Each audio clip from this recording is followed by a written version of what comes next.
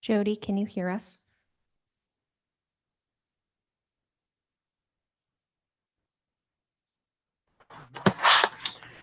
Yes, I can. Okay, we can hear you as well. Thank you.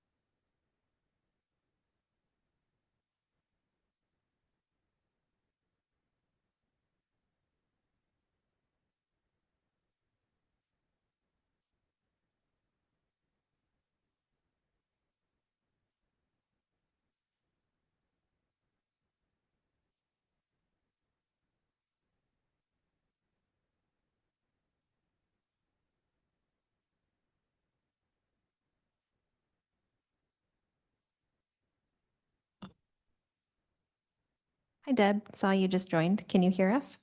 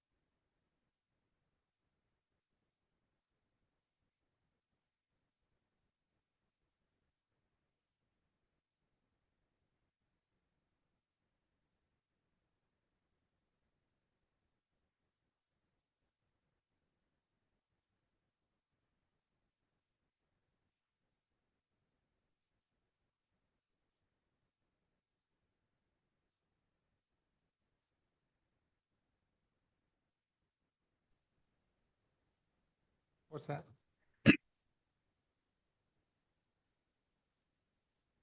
If I should wait a little bit or see if they show up. Okay.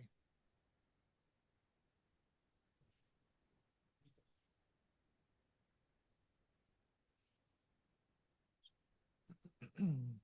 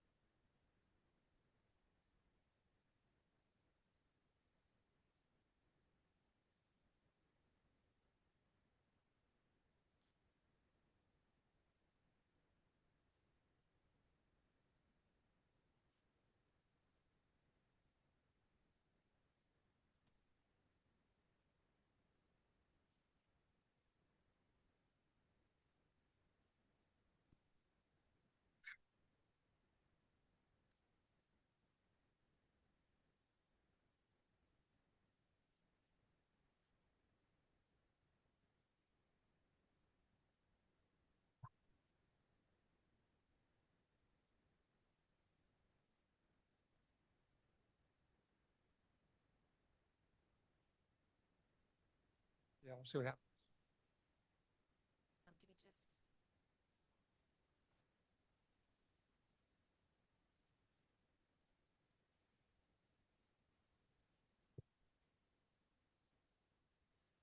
It is 4:33 on January 25th, 2024, and I call this meeting of the Meridian Historic Preservation Commission to order. Roll call. Blaine Johnston's here. Sam Jagoff. Here. Jack Scheller. Patrick Giddings. Here. Jody Alt. Present. Ken Freeze. Here. Deborah Pitts. Here. Thank you. Adoption of the agenda.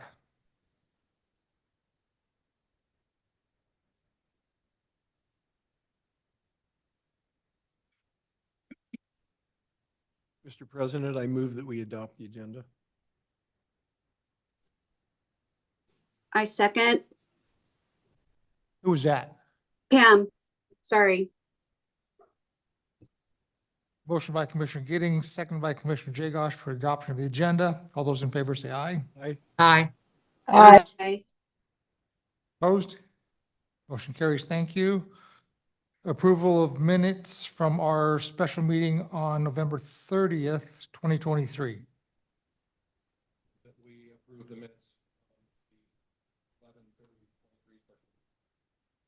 I second that. Motion by We can't Commissioner hear Fr- Ken.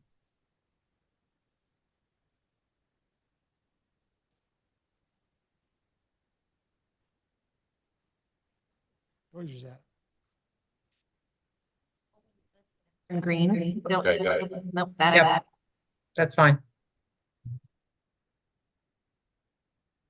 Okay.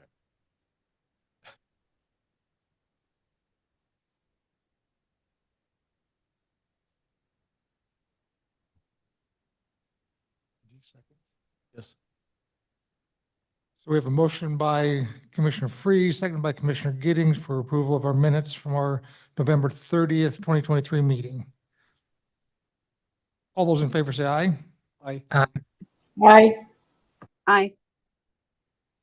Opposed? Hearing none, motion carries. Approval of our monthly financial statements. Cassandra, anything new on our? Mr. President and Commissioners, yes, we did have the renewal of the Historic Walking Tour app. And there is an increase this year from $1,000 a year to $1,200 a year.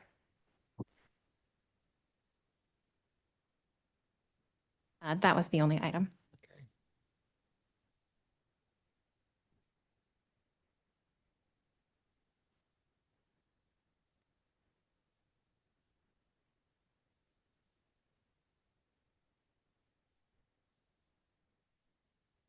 Mr. President, I move that we approve the monthly financial statement.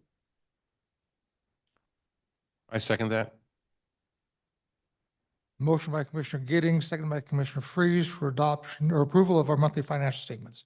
All those in favor say aye. Aye. Aye. Aye. Aye. Opposed? Thank you. New business. Election of 2024 Historic Preservation Commission President and Vice President. Meridian City Code directs to hold elections of the first meeting of each calendar year. By our bylaws state that officers of the commission shall include president, commission president, commission, and vice president. Our bylaws also state that our current vice president is automatically nominated for the office. So I guess my question is, Jody, do you still want to be vice president? Mr. President, I would like to withdraw my name from nomination. Thank you. So can we open nominations for president? Mr. I President? nominate Blaine Johnston. Second that. Is that Deborah? Yeah. Nomination for Blaine Johnston for president, seconded by, motion by Commissioner Pitts for Blaine Johnston for president, seconded by Commissioner Giddings. Any other nominations? Hearing none, we'll open up nominations for vice president. I'd like to nominate Commissioner Giddings for vice president. I second. Motion by Commissioner Johnston for Patrick Giddings for Vice President, seconded by Commissioner Pitts. All those in favor of those nominations, say aye. Aye. Aye. Motion carries. Thank you, everyone. On to our second item. Presentation on the Eggers Farmstead Farmstone Crossing subdivision by Bailey Engineering. I would like to thank you guys for taking time out of your busy schedule to come meet with us today and give us your presentation. So at that, the floor is yours. Thank you, Mr. Commissioner. David Bailey with Bailey Engineering. My office address is 1119 East State Street in Eagle, and we're representing Trilogy Development for the Farmstone Crossing subdivision. So I'll just. Oh, you got. Oh, got it. Okay, great. Did I get way into this thing already? There we go. Okay. So the site we're talking about is at Farmstone Crossing subdivisions at Black Cat and the Freeway on the east southeast or on the northeast corner of Black Cat and the Freeway in Southwest Meridian. It's in the 10-mile specific plan area for the city of Meridian. The preliminary plat we're proposing on this is for Vanguard Street to be continued across the north end of the property, and it's for six industrial buildings. One's a warehouse type, the others are flex type space. So we don't have any residential in here, and we don't have any straight commercial within this project here. I think I have it on another side here. And what's at issue before the commission today that we've been talking about for some time is there's a double silo a double silo granary that's located on the site. It had been identified by the Historic Commission here. It's been documented once in the past, I believe. And then the State Historic Preservation Office, I'm not sure if they've been out there yet again. They were going to come back and yeah, they had scheduled another time to come out there and look at it. So over time, we talked about this on our initial pre-application meeting with the city. They identified this to us, so we've done some stuff on it and taken take some photos here. Actually, we've met with Blaine twice on site, with the developer several times on site, and gone through a bunch of gyrations on what we want to do with this. With the silo here, and I guess to make clear from the very beginning, we have been dedicated to making sure that we just didn't ignore this, that we take care of this and see what we can do to preserve this, this historic monument. So the location here on the new site plan you'll see is within Vanguard Street on the property north of this, and there's been a couple different layouts on this here, and then we keep getting moved around on where Vanguard is.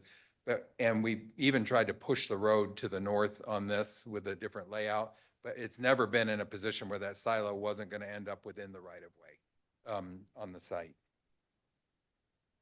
for Vanguard Street. So this is a little better blow up of the exact location with the reference to the existing road here.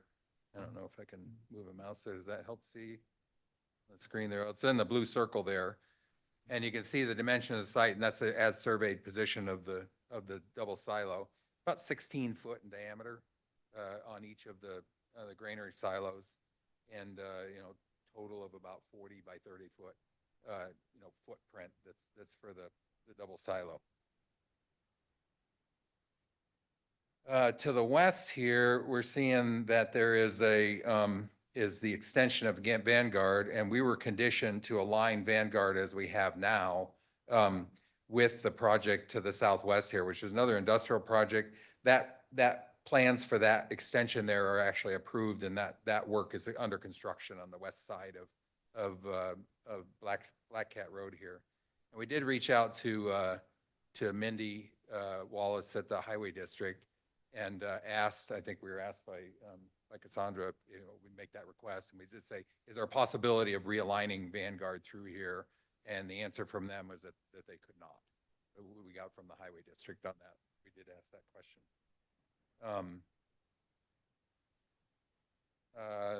The bigger picture look at this thing with the 10-mile area specific plan and the city's plan, this Vanguard Street has been a long planned street to run through this area, to run along this line between these properties. It does continue east and goes out to 10 Mile Road to match all the major development out there. And there's developments on both sides of Vanguard that are either approved or in the approval process, all the way through here. I think they're currently building Vanguard to our east property line at this point. I know the plans are done and that's under construction at that point to the east of us. And to the east of this project is more industrial. To the northeast is multifamily, an approved 500 apartment complex.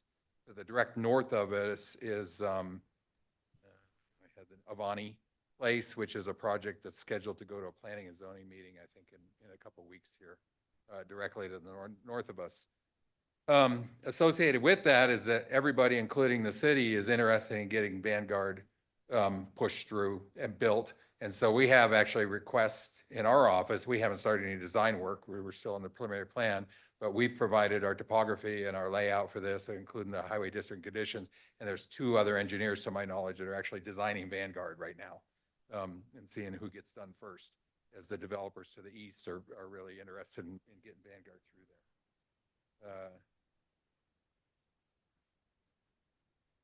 there. I'm going to back up a little bit here before we get to our proposal and talk about some other things that we've done on this. As I said, we've taken the pictures and then we've gone through and we had a structural evaluation done on the building to say, if we could save this where it is, could that be saved? And that's Brian Smith, a structural engineer, had written us a letter on that and said, as it exists, we could shore that building up and certify that for staying where it is. As we got into the idea of moving it or that wouldn't be able to be there, we engaged Pacific Movers to come out there and give us a bid on actually picking up and moving the building to another spot, and they would not provide a bid. They said it was not possible to do that without the building coming apart on that end of it.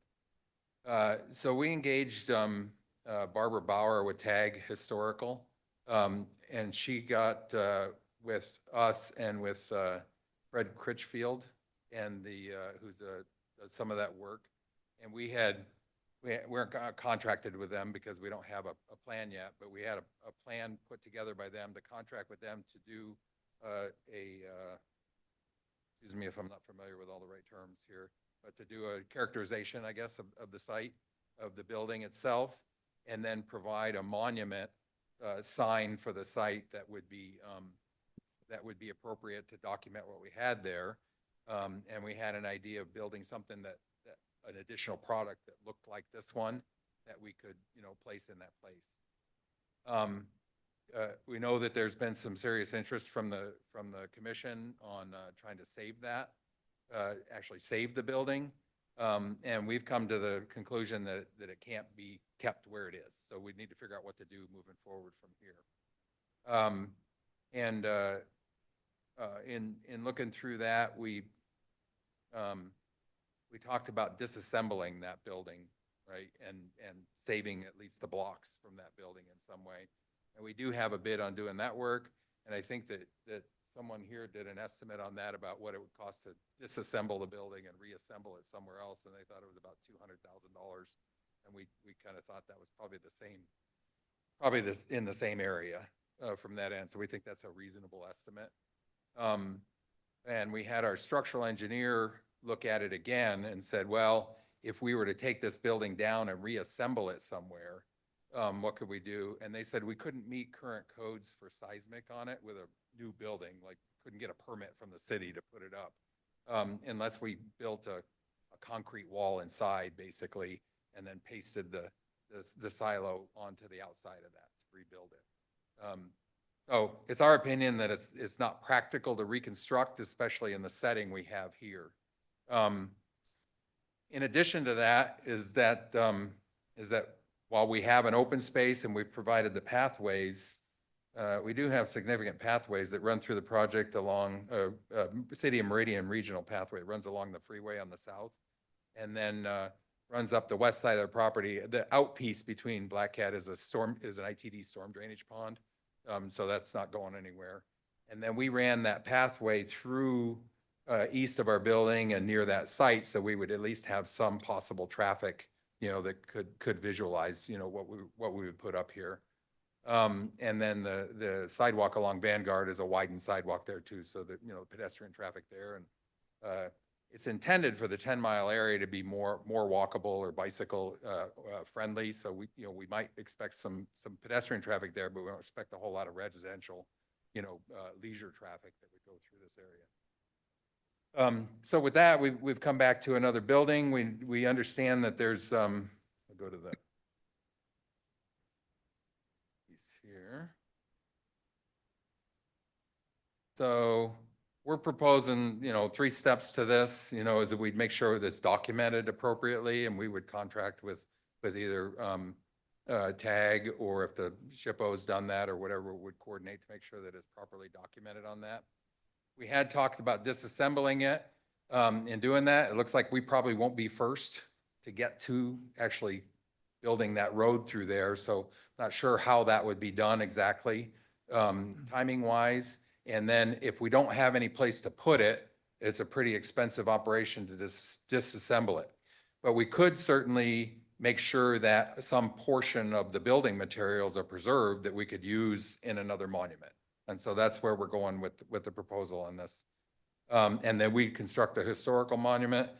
And we're way early in this, and I apologize, I'm an engineer, not an architect. But the idea is to build a pretty significant structure that would have a 4x8 sign in the middle of it that's laminated and has all of the elements, architectural elements, photos. Fred Critchfield, I think, would do the design work on this.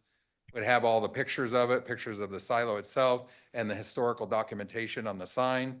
The ends would look like, and again, this isn't a great picture, but this is a concept here. The ends would look like the silo and would incorporate the actual blocks, not in the structure of it, but as ornamental to the pieces we have on the end. Put some kind of shed roof over the top that would provide an area there, and some kind of plaza around the base of that. The total size of that, I think we're looking at, this proposal would put it at about 16 feet wide for the whole monument there, a little bigger than that, and then tall enough that someone could stand under that shed roof, and you have great visibility from that regional pathway along there. And that's all I had at that point. I'd be glad to stand for any questions. I'll open the floor to the commission to ask questions at this point in time. I have lots of questions. Anybody else have questions? I'm gonna say I have a question or two myself. I think we all do. So Commissioner Freeze, you have the floor. Well, first of all, hypothetically, if the silos could be moved, or if they were to be put someplace else, has a place for that been identified, or is there any guess as to where it could possibly be moved or reconstructed? No, there isn't. We haven't tried to identify that. We've talked to Commissioner Johnston, about possibly, and we've also reached out to TAG, about if they have a spot, but we don't know of a spot where that could be moved to. Okay. So then if it could be moved, just moving it maybe 50 yards or 100 yards one direction or the other isn't really an option then? Moving it 50 or no, it's not an option. It would have to be disassembled and Okay, or disassembled and reconstructed then. reconstructed. It would have to be done that way. And then we would have to build a complete concrete structure in there. And we don't feel it's an appropriate building to have on an industrial site, besides the significant cost to do that at the other end. Did you contact any other moving companies? No, we just use Pacific Moving. There's only one other. Step's the other one. Well, I did a little research and there's 2 others and they both have a track record of moving old historic buildings. One is Kelly Moving and Rigging in Boise, and the other one's Western State Movers in Nampa. Okay. And the people at Kelly Moving have not been out to see it, but I did contact them, sent them some pictures, and they thought it could probably be moved. I wonder if you'd be interested in contacting them.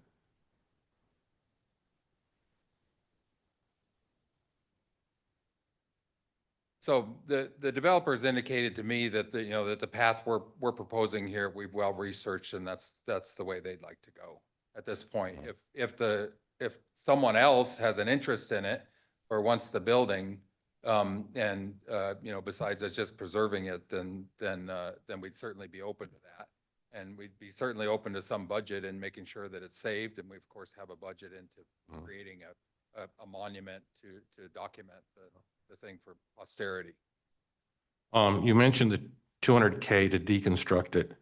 I guess one of my big questions is, it gets deconstructed. What reassurance is that it will be ever rebuilt someplace, and where would it be stored in the meantime?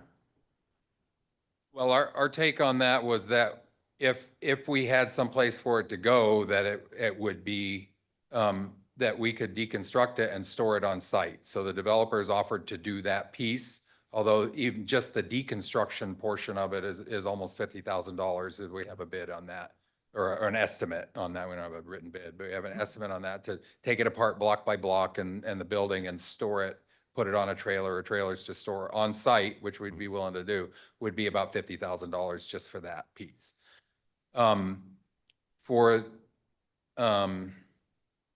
Sorry, did that answer your question? There was another part. Well, the other question, I didn't really ask this, but you mentioned, one of my concerns is, I've seen this happen before, when something gets stored, it sometimes gets sort of forgotten, and you have vandalism, insects, weather, and when a few years goes by and somebody decides, oh, we're going to pull this out and reconstruct it, they find that it's been damaged beyond reconstruction. Well, and we get that too, and certainly don't want to spend $50,000 to take something apart that's not going to be used somewhere. So Right. we'd like to see there be a disposition for it before we do that. We don't believe, the developer does not believe that disposition is reconstructed on our site.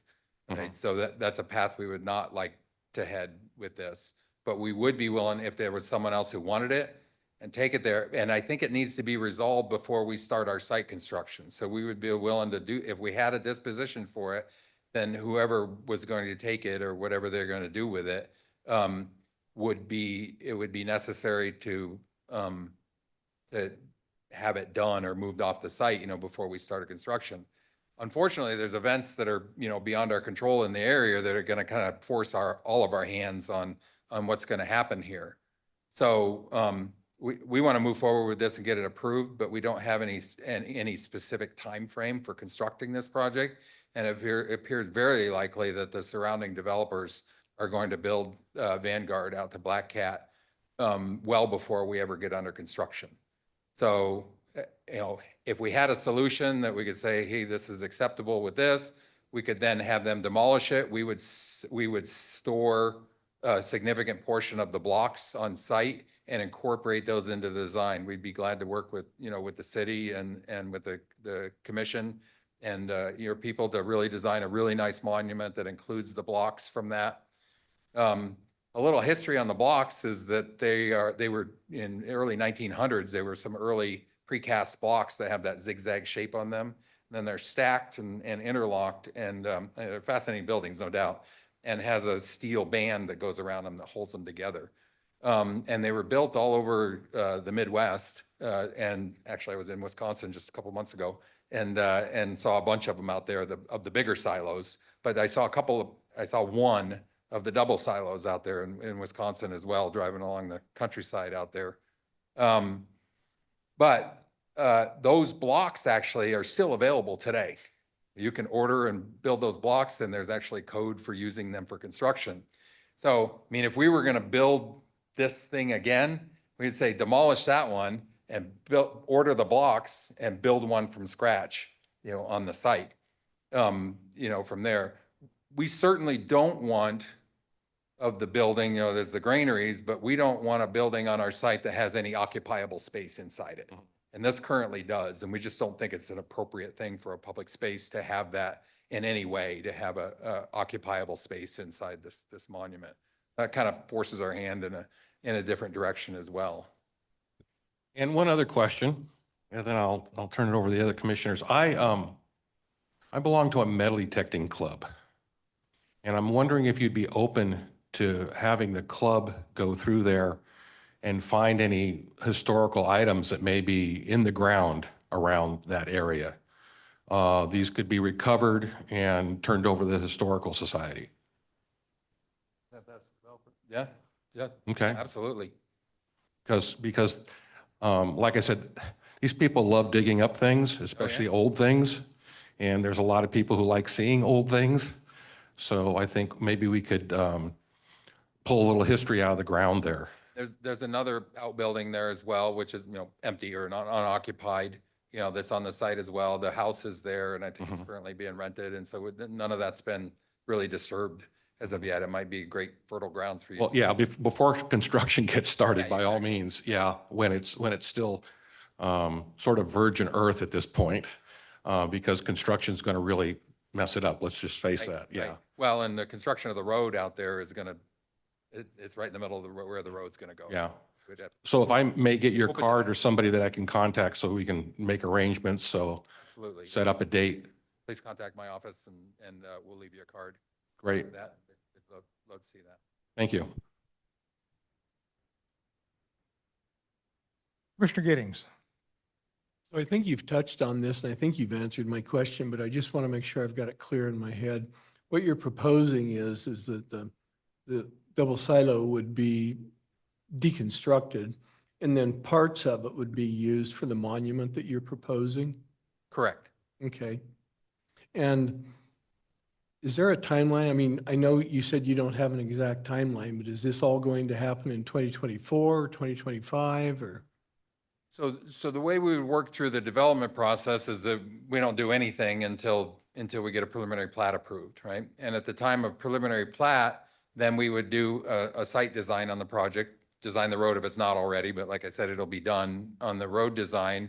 And with that design for the final plat comes the city's CZC process. What does that stand for? Certificate of Zoning Compliance, right? I'm a Navy guy, I should know my acronyms, but I can't remember all of them. But there is a process where we have a certificate of zoning compliance where all of the conditions of the preliminary plat are met, which will include the final landscape and design on that monument that'll go in the park, right? So that'll go through the city for the full process as opposed to that. Where we get that condition at this point to make sure that we're following through on what you guys want is that you recommend that condition to the city. Stacy puts it in the staff report, it goes to Planning and Zoning Commission, and then we don't get to start digging on the site until this is fully approved. Okay, that answers my question. Okay. I think all of my other questions have been answered. I guess maybe I would ask one thing for clarification. If an angel were to come along here soon and says, gee, I'd like to take that, that's something that they would be able to do. Would the developer want to sell it to them, or would it just be donated to them, or? I don't think the developer would need to sell it to them, and I think they'd probably help them with the the construction of it, or the taking it apart, if they wanted to get that, so. Okay on that? Yeah, Okay. I think that answers. If I think of anything else, I'll ask later. Do any of the commissioners have questions?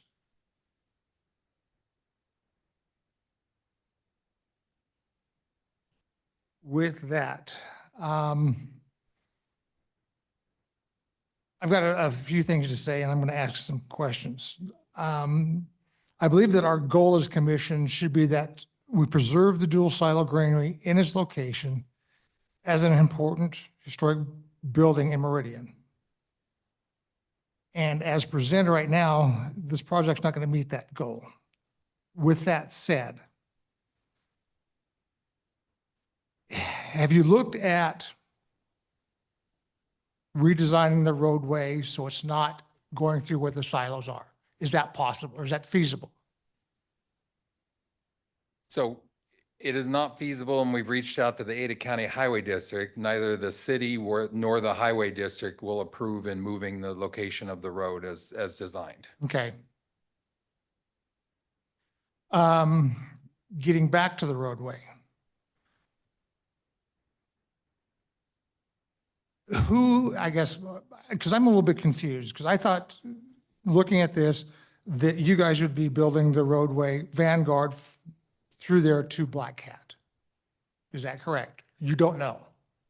That's correct. We don't know if we'll actually build it, but it will be built according to the design we have. The developers who are all around there want to see it punched through and finished. That will be done before we start development of our site. And I may be way out beyond what I can think about right now, but I'm going to. Has the final design for that road been approved by ACHD as far as location goes? The location is in the required conditions of approval for both this subdivision and for Avani subdivision, and in accordance with the master plan and in accordance with the subdivision that's been done across the street. So the location of the road where it connects to Black Cat cannot be changed at this point, and that's what ACHD has a memo to us saying. Okay, has the final design for the roadway been approved yet by ACHD? No, and we won't produce that design from our end. We wouldn't produce that design for probably another year. Okay, But I know that there's another engineering firm who's working on it. Ardura is actually working on those plans. I don't know what the status of them submitting those plans are, but they're working off of our alignment layout. So that's where it'll be. Mr. Neary, I have a question for you. Can the city request ACHD put a condition on not approving the final design until the disposition on these silos have been reached? Question is can, Mr. President? Yes. Is the question likely? No. Okay, So as Mr. Bailey said, I mean, we're talking a number of subdivisions that this road is connected to. And obviously, that's kind of what I think Mr. Bailey's saying, is that the design is already planned. I mean, it may move a few feet one way or the other. It may arc slightly differently, but it's not going to move significantly. So I don't foresee the city holding up the development of the project over this issue. But certainly that's a request that you could make. okay.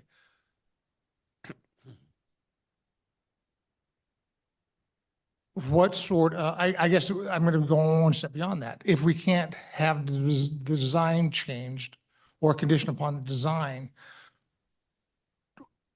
not being around roadways and not knowing how the permitting process works on that, is there a permit that ACHD issues before construction can begin on a roadway? Yes, they approved the construction plans, and then the right-of-way has to be dedicated or, included in the plat, and then they issue a specific permit for the construction of the road. I'm not sure where the city falls in that, with the exception of that it has to meet a condition of approval. And so let's take a what if, right, along this way. So you guys put a condition of approval, or you guys recommend to the P&Z, and they put a condition of approval on our preliminary plat that we accept, with an approval on there that says the road has to be realigned and the monument has to stay in place, right? So we get a condition of approval that says that, and so we can either say, well, we're just not going to build the project because we can't make that happen, right? So in the meantime, the other developers around there say, well, we got to build the road. And so they have to follow their conditions of approval, which doesn't have that condition, or say that we get denied because we won't accept your condition. And we're out, right? Yeah, and So are you. I'm just trying to eliminate, if possible, the chance, okay, we know the road's got to be there. That, from the sounds of it, that can't change the location of the road.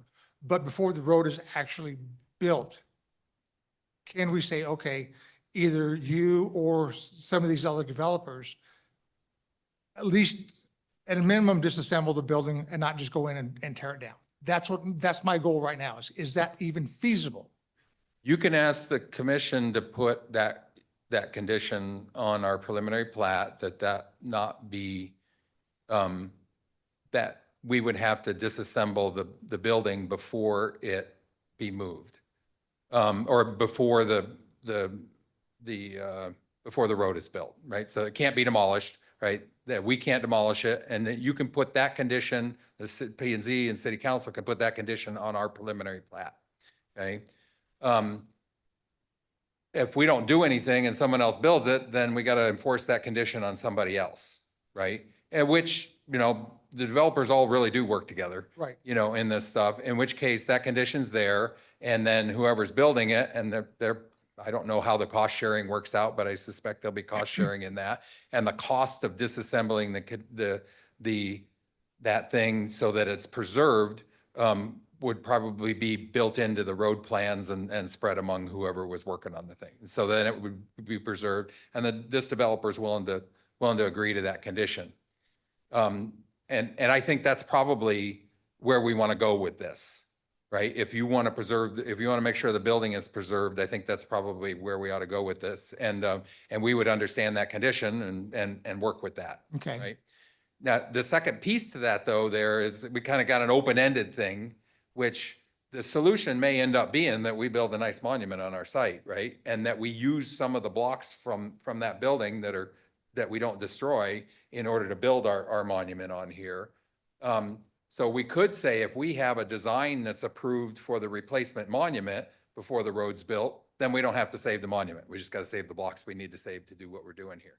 So if we don't have a disposition for it at the time they issue a permit, then for building the road, then we would have to get it disassembled, you know, before we move it. If we have a final disposition, it's not going anywhere, and we're going to save some of the blocks, then we can remove that condition to fully disassemble it and store it, and we can get the blocks we want out of it when it's demolished for the road construction, and use those blocks in our construction. But we have a solution, we have an end solution. We don't want to create any paths that cut off our options in the future, and neither do you, right? But we also don't want to go down dead ends for forever, right? Right. Spend a bunch of money that's not going to come to use for anybody on that end. So I think those two pieces of it would probably be something we'd certainly be willing to do. And, you know, we've been cooperative all along. We want, Right.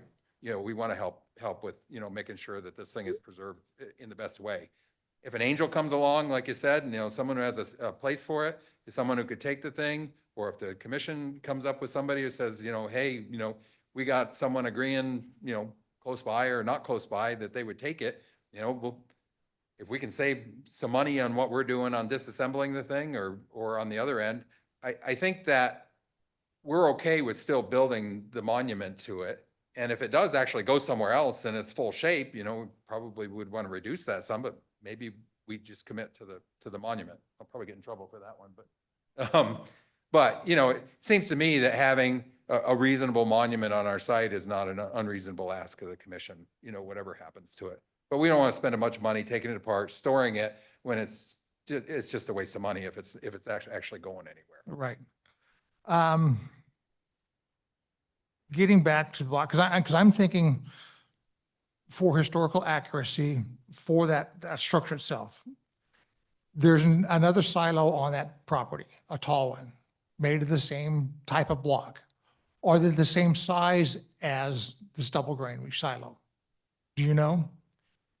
The only reason I'm asking is if by chance we can save that assembly, the blocks and everything, reuse them in some sort of monument as they are right now. Can those blocks be used in this monument? That way they're historically accurate, they're from the same time frame, And we're not losing, credibility is not the right word. I can't think of the right word. Historical accuracy on that building.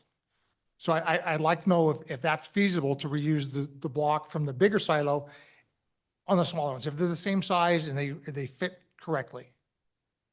Yes, yeah, that'd be possible, you know, to use them from either one, even if we're not like block by block disassembling that thing, we can save a large number of blocks from the granary Mhm. or from that other silo, you know, so we can get the historically accurate same date blocks. And, you know, we were talking about doing a couple rows of blocks around the bottom, around the base of that, or using them as the base for the monument sign there, but definitely including, you know, some, you know, 20 or 30 blocks in that manner. And even if you went and knocked the thing down with a bulldozer carelessly, there's still gonna be 30 or 40 blocks out of that thing that are available to use.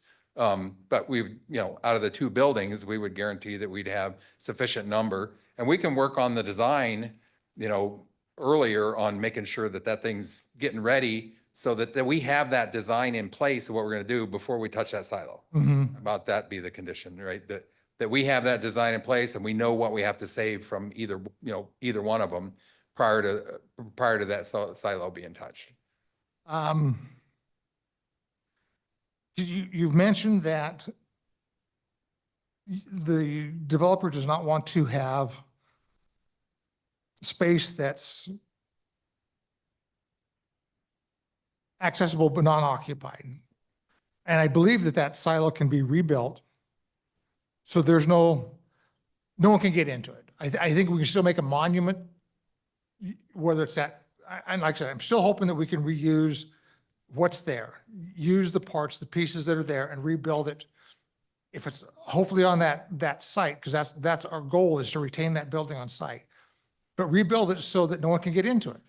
It's still there and it represents the history of Meridian, the agricultural history of Meridian, but no one can get into it. No one's going to destroy it or anything like that. It can be lit, put up sensors, whatever you want to do so you know what's going on.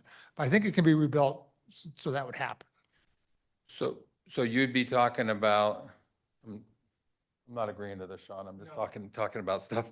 But what you were talking about is we'd have two 16-foot diameter silos that are, I think they're probably 15 feet tall now. Yeah. Right, 15 feet tall with a dome top on them, and then a flat space in between, or where a flat wall as opposed to an enclosed building.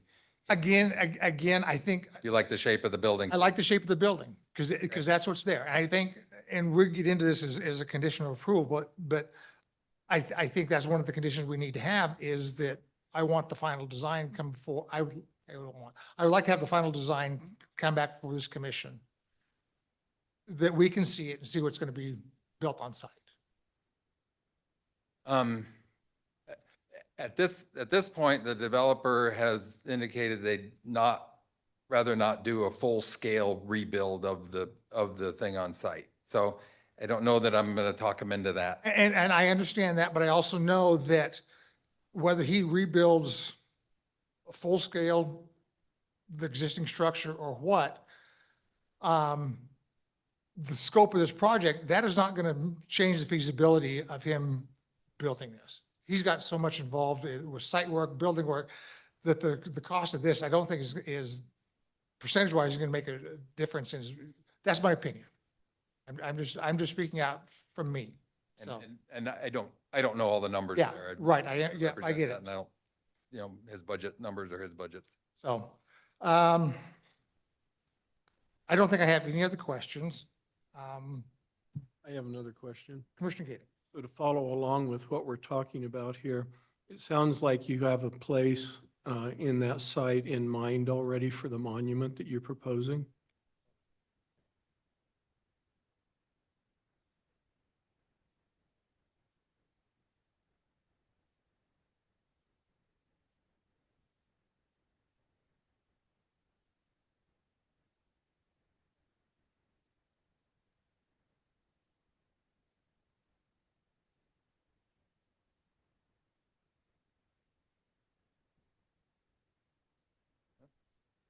Here's one of these up here. have a picture there. Hopefully that one. So on this site here, you see where the silo location is there. There's a plaza required and that we're providing, you know, within the development that's somewhat centrally located. Actually, this location was suggested by your staff, the place to do it. And so where we have that piece in the center there with the trees around that's our concept of where it would be, but it'd be directly south of where that's, so east of building 1, north of building 2 on there. And then somewhere within that would be close enough to that regional pathway that, you know, people could get to that. I can't see the dimensions of that of that space there, but Uh, is that big it's pretty enough? Big, it's about a half an acre. Is that big enough then where our double silo could be placed on that location? And then you could use that as a central feature? The actual silo itself. Yeah. There is physically space there for it. But, you know, again, that's, the developer doesn't want to build that big a structure on the site, or a full-size replica of the structure. That answered my question. I've got another question. Go ahead. I think I heard you mention that the monument would use some of the pieces from the existing silo? Absolutely, you know, and so the picture we have shown here again is a sketch. But the idea would be that those existing blocks would be either along the bottom of the sign there, or, you know, be like, you know, blocks on the wall there, or they could be in a circle around the base of the new silo pieces we put here. We can't get a whole lot smaller on the radius of them, like they can't build smaller ones here, but, you know, we would actually put those up the side of that, you know, as you could see what that looked like, you know, on each side or along the base of the plaza, right? So you'd have physically some significant number of the blocks would be built into the monument and be referenced on the monument sign as well. Okay, so wouldn't taking parts from the existing ones sort of hinder its reconstruction later on? If that were to happen? Well, we also have the additional silo and, yeah, and again, those blocks are available. Yeah, that was going to be my Commercially as well. suggestion, was that you use that additional silo. And from what I can tell from a Google Earth image, that additional silo is a smaller diameter. It may be taller, but it's a smaller Much smaller, diameter but than it's the other hard to ones. Tell if it's a different diameter on there. I don't know if it's the same or smaller, but it does look, when you look at it, it looks smaller, but I think it's an optical illusion. I think it's pretty close to the same. Yeah, well, assuming I'm looking at the silo in the Google Earth that I'm Oh, looking okay. at, You think it's smaller? it looks smaller because it looks like you're looking, that silo doesn't have a top on it, right? Currently? Right. Yeah, then I'm pretty certain I'm looking at the silo then. On this image here on the screen, I don't know if I can blow that up at all. Well, anyway, my point was, I think it's a little smaller. using, It's probably like 12 feet diameter. yeah, using that for any monument and preserving all the pieces from our silos. That way, if a miracle happens and we are able to reconstruct it someplace, we'll have all the pieces. That was my last question. I don't have anything else. Commissioner Giddings, do you have anything? No. Do any other commissioners have any questions?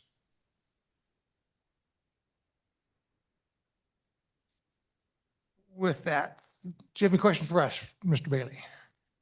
No, I sure appreciate the time to show you that we're committed to this, you know, and we want to get the right thing done here what we've done on it. We would like to ask that the commission, you know, put a condition that we preserve the monument in place, and that if we don't have a disposition for it, as far as it's going somewhere else or it's going away, you know, that we're going to save pieces of it prior to the road being built, right? Then we'd agree that it be disassembled, right? So that if we have a disposition and approved design for our site and no place else for it to go, then it could be demolished at that point, once we've reserved that there. So that we don't have an open end on that. we'd like that as the condition. I'm going to use disassemble and not demolish. Well, So- at Scary some word. point, if we don't have anywhere to put it and we haven't resolved that it's gonna go on our site, right, and then we have a design approved to replace it there, we would like to not have to disassemble it if it's not going anywhere. Right, if that's been decided that it's not going anywhere else. Um, So that's my request anyways. I'm gonna, oh, this is a hard one for me.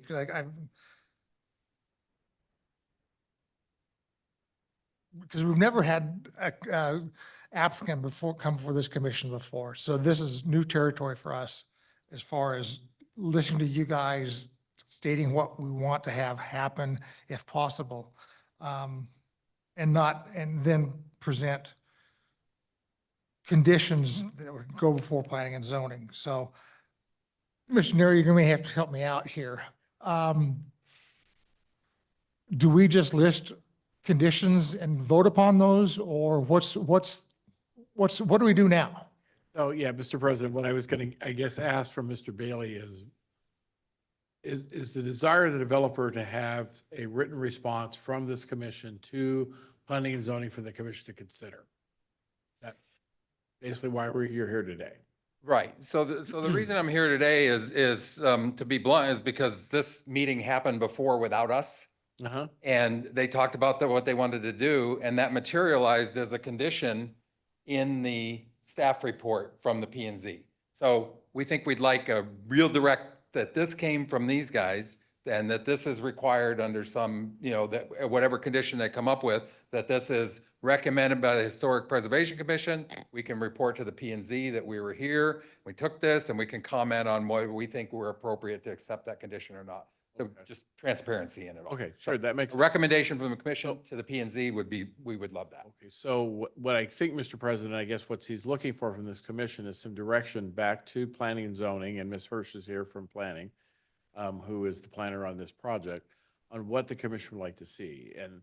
And I think you've kind of walked down that laundry list, right? The idea of the commission initially, your basic charge from this commission is to try to preserve history in its location, in its current state, in a safe manner. So that's Right. usable, visible, safe, but in the same place it is. Barring that, which based on the information Mr. Bailey provided, that's the least likely to happen or be able to maintain. What's the alternatives that this commission would like to see, which is either it be disassembled and reassembled in another location in its same form, whether it be a smaller scale dedication on site that resembles this silo.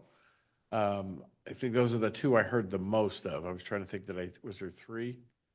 And I think the third one would be that, and that may be in the last one, is we want to have approval, we'd like to have approval on the final design for that monument, whatever it is. So, Yeah, and I guess our code doesn't really contemplate this commission having design approval authority, right, but, it's certainly within reason to request, if that's the direction the commission goes and the developer's in agreement with, that this commission have an opportunity to at least comment on the design prior to its final version being finalized. That I think is more in line with what this commission does as an advisory role, rather than they have authority to deny it and they can't go forward without it. So I think it'd be more of a recommendation from this commission. Does that seem reasonable, Mr. Bailey? That's acceptable, thank you. And Ms. Hirsch, is that something you could put into your finding from this commission to the planning and zoning? Commission President, yes, Mr. Neri, yes, I can put those comments or conditions in my staff report. Yeah, so probably, Mr. President, what you might want from the commission is, that's kind of the sort of pecking order of what this commission would desire, like to see and recommend to the Planning and Zoning Commission to discuss with the developer and with this project. Make sure you clarify that on the record and get a vote from the commission. okay. So I'm going to write these down. So condition one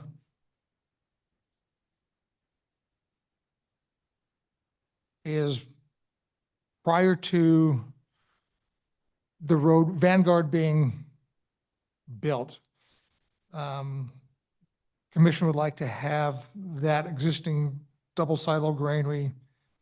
And I'm going to put the silo also, 4 parts, to be disassembled and stored at least temporarily in a location that's reusable in some manner or force or manner for a monument. Is that agreeable? And then my second condition is that we would like to have the applicant come back and show this commission a design for the monument so that we can then present our opinions back to planning and zoning.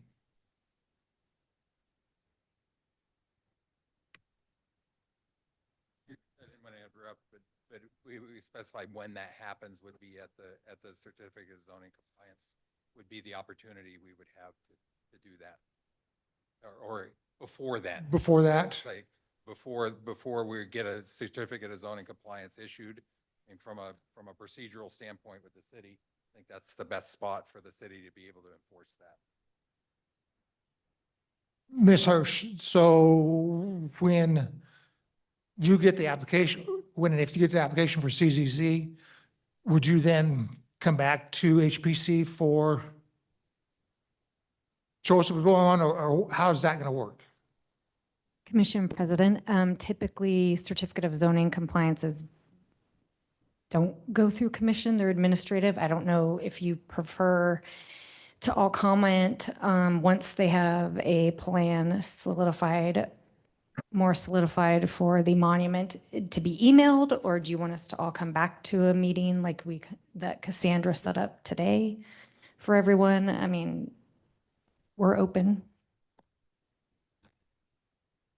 I guess, at least for the commission standpoint, since we're not here every day, it may be easier if we can just come to one of our meetings. That way, Okay. that we get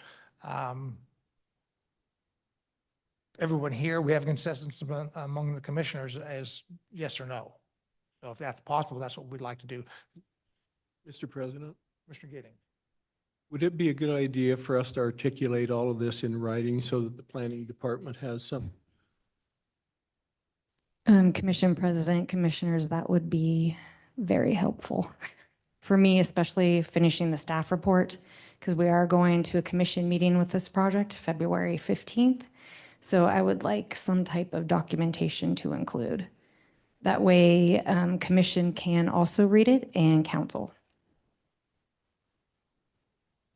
So, Mr. President, I think it will fairly easy for the commission, once we're done, if you're, like I said, if you're clear on the emotion on what you're wanting, it's both recording as well as the video, it'd be fairly easy to capture that in a very simple email from the commission to planning to say, this was discussed in the state, this was the motion of the commission, this is what they've asked for as a recommendation to the Planning and Zoning Commission. The vote was so much, whatever the vote is. Okay. I didn't write anything like it down like I should have, Cassandra. Can you restate those 2 conditions that I said earlier? Mr. President, I could probably help with that.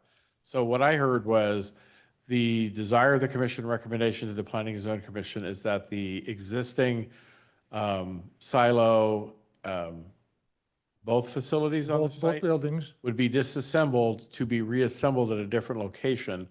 The only question I think from the developer standpoint in the recommendation is, what I heard the developer say is, we don't want to disassemble it if we never know where we'd ever reassemble it. So there's going to need to be some clarity at some point in the process before they disassemble it as to where it's going to go within a reasonable period of time. So, but the desire of the commission's recommendation is to disassemble the 2 facilities for reassembly at a different location in a future site to be determined.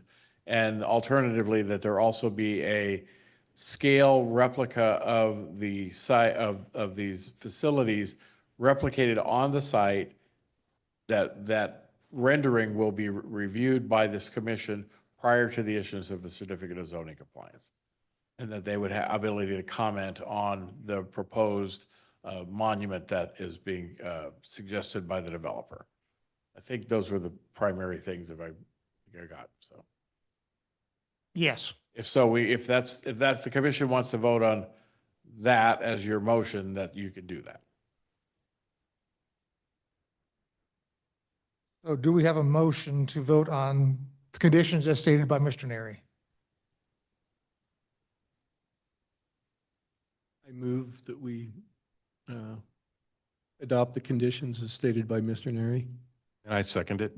Motion by Commissioner Giddings, seconded by Commissioner Freeze to adopt the motions as presented by Mr. Neri. All those in favor say aye. Aye. Opposed? Hearing none. Can I ask another question? Real quick. Real quick. It was mentioned where the memorial monument would go in that little park-like area. Would it be too much to ask about at least exploring using that as a site to move this? I'm concerned that if it gets taken down and stored, it'll never get put back up.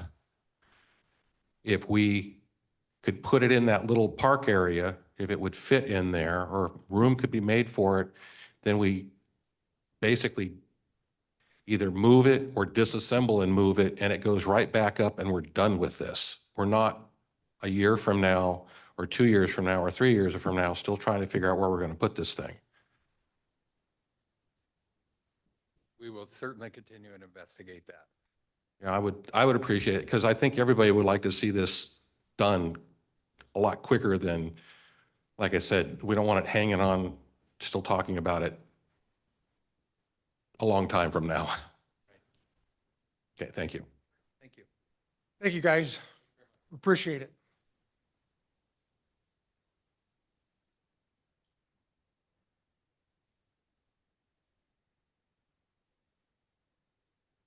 Okay. With that, we will go on to item 5, discussion and planning of May 2024 Preservation Month activities. President, did you guys actually take a vote? Yeah, Okay, I missed it, so just wanted to make sure. yeah, we did. Get all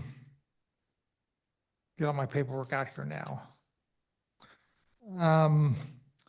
So during May, which is our Preservation Month, Meridian's Unplugged and Be Outside Week is in May. So we're thinking that May 18th would be a great idea, a great time to schedule a guided tour like we did last year.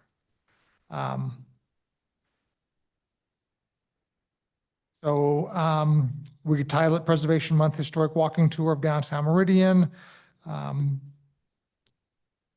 led by this commission. It would be on Saturday, May 18th. It's free. We just post it and everybody comes up and goes to the tour. That's one of the ideas.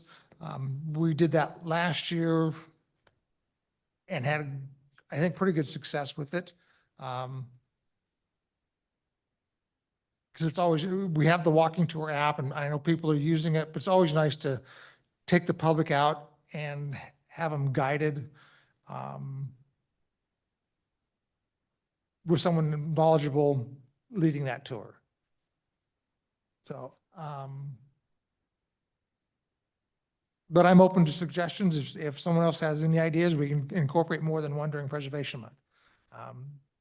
Last year, we put out the little sidewalk signs for those buildings so that during that week before or after, people can just go out and get a little bit of history on their own about downtown Meridian. I think that's a good way to preserve month. We've had open houses here in the lobby of City Hall with signs and information about City Hall, the city in the past, maps from the city. So there's all sorts of things that we can do. So I'm open to suggestions. I do like the walking tour. I think that's a great idea. So I will open the floor for discussions. Mr. President, Commissioner Giddings. do we know if the Meridian Library District also has activities during that month? Sandra? Mr. President and Commissioner Giddings, not that I know of, they've never done anything in the past, and I don't anticipate them having any particular activities. Okay. I know last year, we've got the video that was done. I'm losing my voice again, people. On Water Makes the Desert Bloom, I think is the title of it, that was shown in one of the conference rooms. The library has that now, and they had that open or available to us. That is an option. I think that's the only thing that they've done for us in the past. Mr. President and Commissioners, one activity that they did at one point, I don't think it was during Preservation Month, but people could come in and they would digitize their old records for them. Maybe that's something that they would offer to do again, since that's in their typical programming and could be sort of marketed as part of Preservation Month. When you say you said people could bring things in and we Yeah. digitize them for it? Okay. Photographs and, anything that's, two-dimensional objects Right. that they could then digitize for them. Is that, when that's been done before, has it been mostly photos? I think so, although it might be like old letters from their grandmother or, yeah, documentation type things. Okay. And then does besides giving them back a copy, do we keep a copy or the Historical Society keep a copy? Do they go to the library or? So we don't keep it, but I think the library did keep it if it seemed like it was a valuable thing for them to keep for their records. Okay. I'm sure that they asked whoever had it, said, would it be okay for us to Yeah. keep a copy? Yeah, So, just- yeah.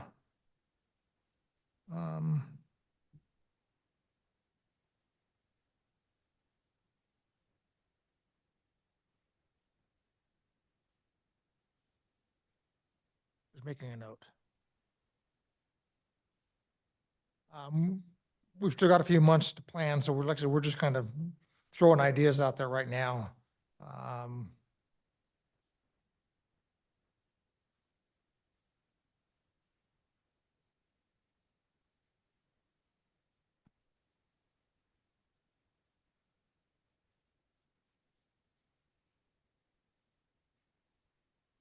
Any other ideas from the commission on Preservation Month?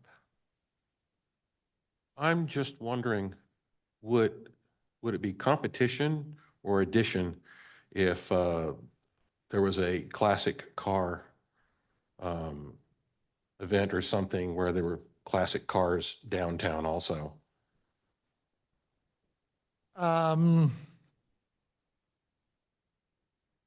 Just thinking of something that might draw more people down. We've never done it before.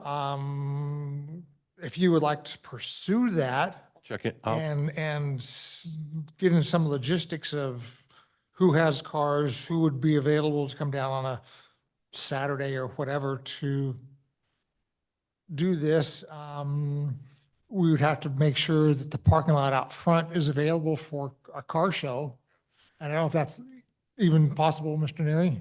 Mr. President, when was this again? I missed the date. It's in May sometime for Preservation Month. I think the Saturday market starts about the middle of May.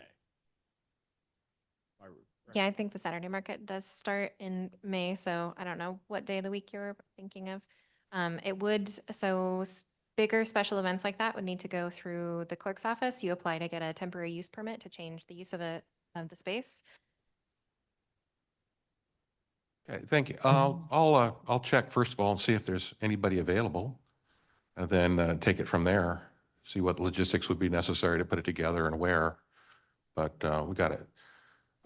Like I said, I just asked the question if it would be an addition or a competition, but I'm thinking it might be something to get more people down here and looking at old. And in my book, when I'm talking old cars, I'm talking like 40s and older, not thinking so much more modern muscle cars or anything like that, but definitely some old cars. It'd be really neat if I have no idea what might be available in the area, so that'll be part of my research. Okay. Yeah, talk about, it, see what you can find out, and then we can discuss it more next month at our Yep. next meeting. With that,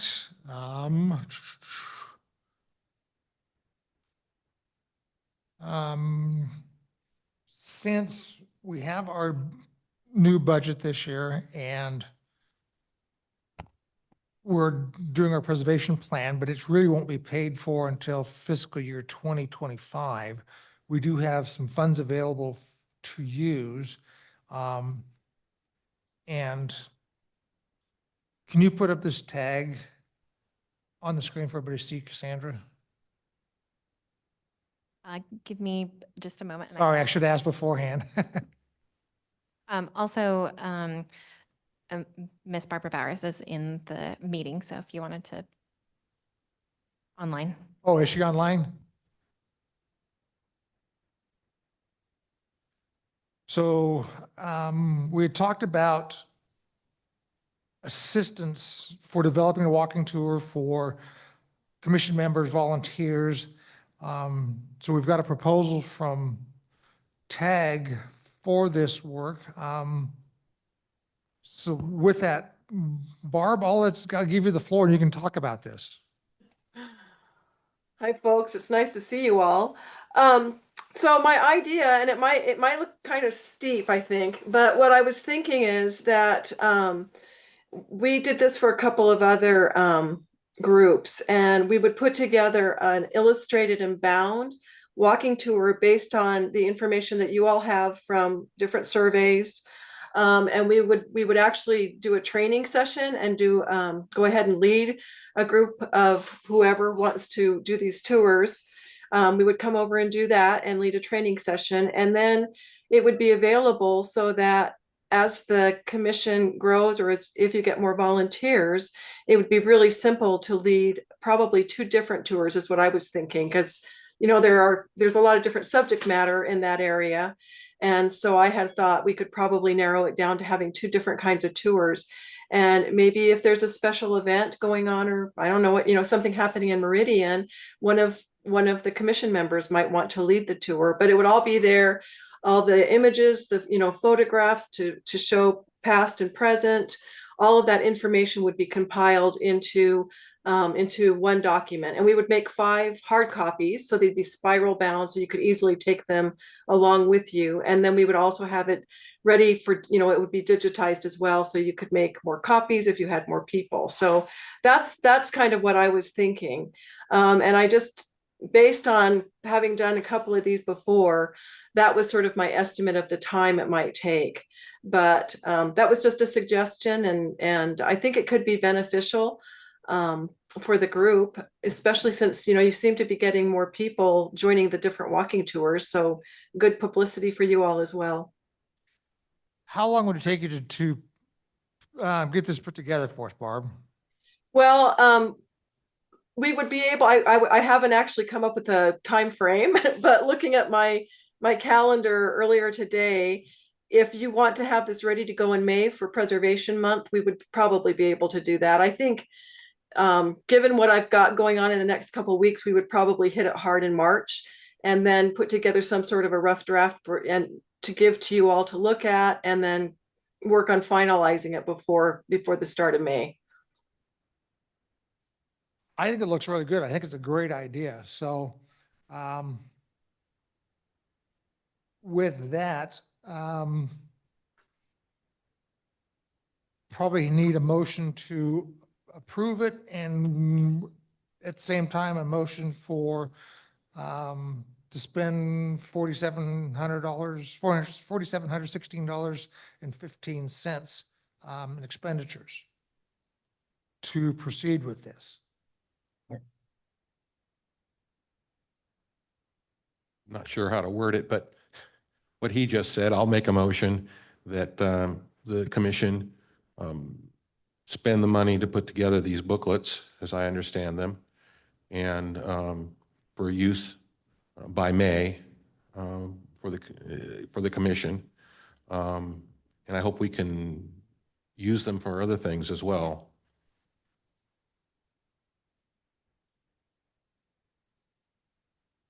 Was that worded correctly? Did I get it right? Close enough. I'll Okay. second that. Motion by Commissioner Freeze, seconded by Commissioner Giddings to approve TAG's work for walking tour proposals guide for the HPC, with this work to be completed by May for Use and Preservation Month, and expenditures of not to exceed $4,716.15. All those in favor say aye. Aye. Aye. Opposed? Hearing none, motion carries. Thank you. And Mr. President, I'd like to add that this is just exactly what I was thinking I could definitely use. Yeah.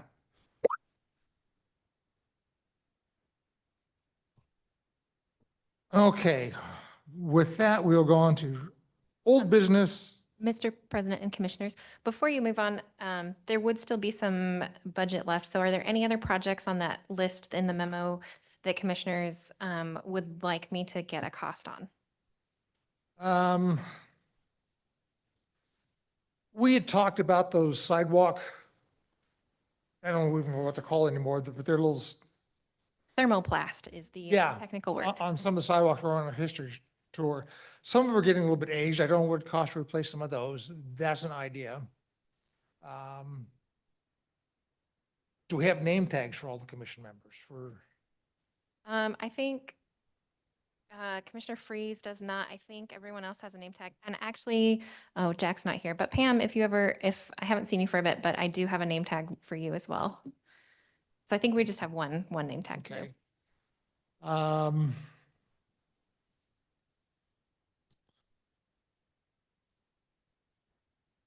The only other thing I can think of right offhand that we've talked about is our brochures for the walking tour. The hard copies are getting a little dated. I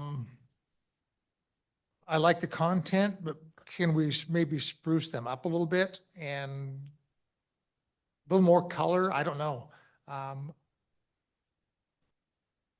don't want to spend a bunch of money on new pamphlets if we still have a bunch out there. But maybe we can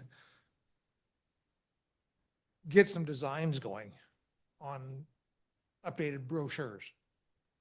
So I think, Ms. Schiffler, if we can reach out to a printing company to maybe do a little updated design for us, that may be worthwhile. For some of the graphic design. Yeah. Yeah.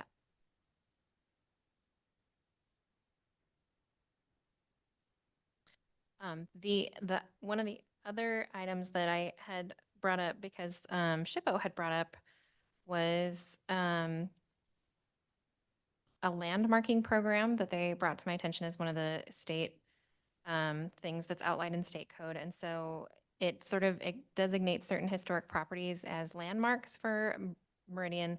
And then if the property was up for demolition, they would present these changes to the Historic Preservation Commission to give opinions and advice recommendations on the project. So it would kind of, it would sort of be within what the commission's role is now, as it would kind of, it wouldn't, you're still an advisory commission, but it would kind of delay demolition potentially, and also just kind of like landmark some of these sites. So it was just kind of something that could be used to identify historic properties, and potentially that could become part of the historic preservation plan. Okay. Between our survey last year that identified a bunch of sites, Yeah, we're moving forward with the sites that were identified from last year, although we do still need SHPO's input on those before moving forward. okay. I know it's a lot of projects. Yeah. I'd like the idea that even if if it's landmarked for the city of Meridian, because I know right now we've got some of those historic sites have got the National Trust plaques up.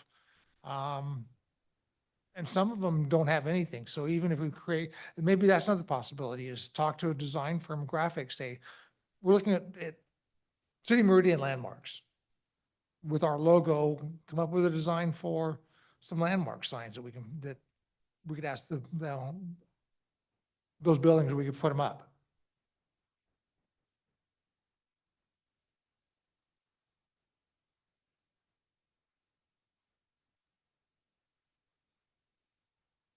Mr. President, Mr. Gator. I read through Idaho statute on that, and I think it probably is a good idea to at least look into this. It did talk about identifying the buildings with some kind of a signage, and I think I've seen some of that in Boise's historic district down on the north end before, where houses have plaques on fences and things like that.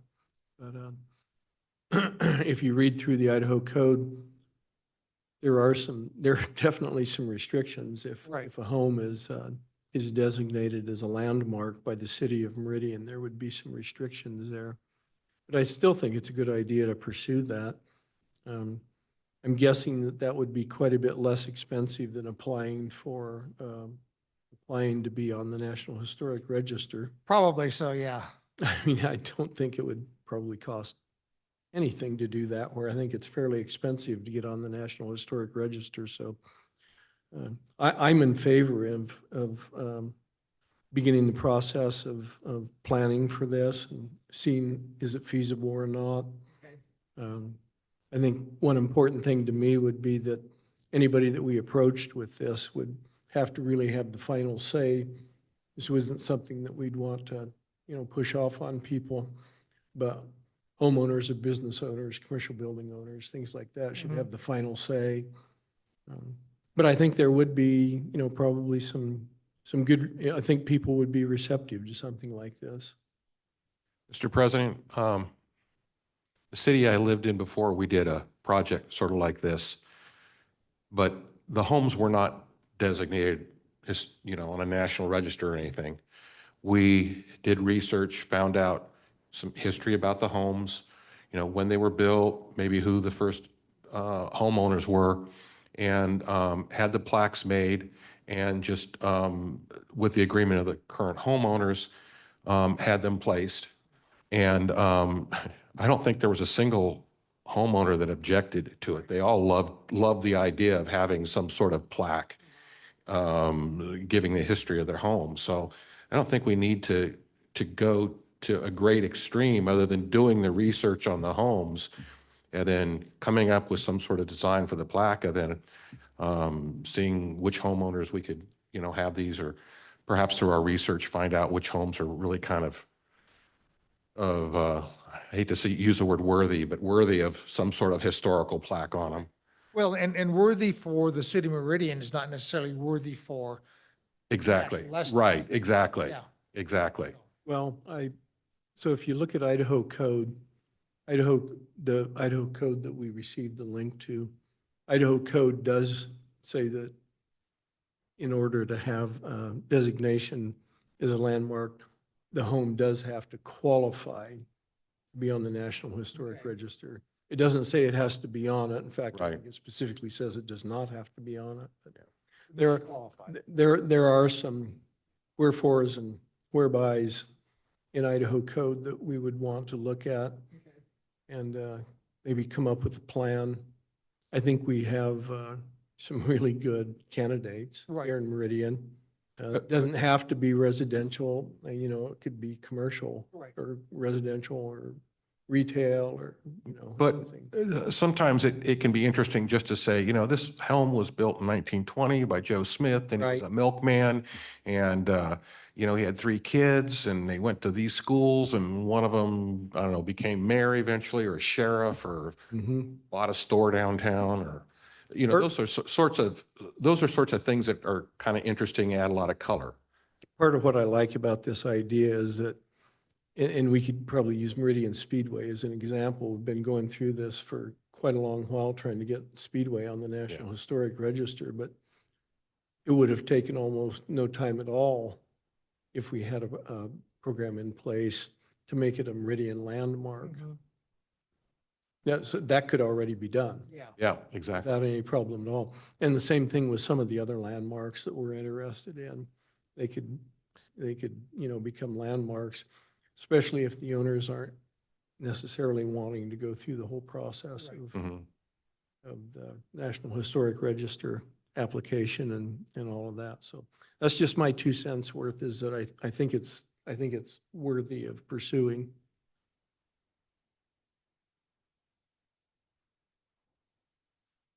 That works. Again, if you want to do a little bit more research and have a report for us next month on landmarking and. Yep. Okay, Yep, I will do that. sounds good. Project updates. Where are we at with preservation plan? President, Commission, the subcommittee hasn't met since the last meeting that we had. At that time, though, the draft RFP and the draft grant application had been completed. And since that time, the grant application has been submitted to SHPO. So the application period for that grant closes on January the 31st. And we should know if we're going to be getting our grant by mid-March. So at the current time, the subcommittee doesn't have any meetings scheduled. If anybody has any questions, or if there's any reasons to schedule a meeting of the subcommittee, we can definitely do that. But, Mr. President, that is my short and sweet report for this time. That works. So at this point in time, if we've got the grant, then the subcommittee will reconvene, finalize RFP plans. We need to, we'll need to do some additional planning about whether we're going to release an RFP or whether there's some other vehicles that we can use. Okay. But anyway, there are some options here. But before we do anything else, I think we really need to know whether or not we're going to get the grant or not. Correct. Perfect.